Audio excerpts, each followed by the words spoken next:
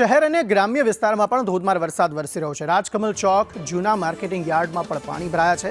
જિલ્લા પંચાયત રોડ પર વરસાદી પાણી ભરાયેલા છે। રસ્તા પર પાણી ભરાતા વાહન ચાલકોને હાલાકી પડી રહી છે। વરસાદના પગલે જિલ્લાના ખેડૂતોમાં ખુશીનો માહોલ જોવા મળી રહ્યો છે। અમરેલીમાં સતત વરસાદી માહોલ જોવા મળી રહ્યો છે। ધોધમાર વરસાદની શરૂઆત થઈ। હવામાન વિભાગની આગાહીના પગલે અમરેલીમાં અને આજુબાજુના ગામડાઓમાં વહેલી સવારથી જ વરસાદ વરસી રહ્યો છે। રાજકમલ ચોક, જૂના માર્કેટિંગ યાર્ડ, જિલ્લા પંચાયત રોડ આ તમામ વિસ્તારો હાલ પાણી જોવા મળી રહ્યા છે। સતત વરસાદી માહોલ વચ્ચે વાતાવરણમાં ઠંડક પ્રસરી છે। વાતાવરણ ખુશનુમા બન્યું છે। જો કે કેટલાક લો લેવલ કોઝવે છે તેના પરથી પાણી પસાર થતાં એ બે ભાગમાં આ ગામ જે છે તે વહેંચાયેલું જોવા મળી રહ્યું છે। કેટલાક વિસ્તારોનો સંપર્ક પણ આ પાણી પસાર થવાના કારણે કપાયો હોવાના દ્રશ્યો જોવા મળી રહ્યા છે।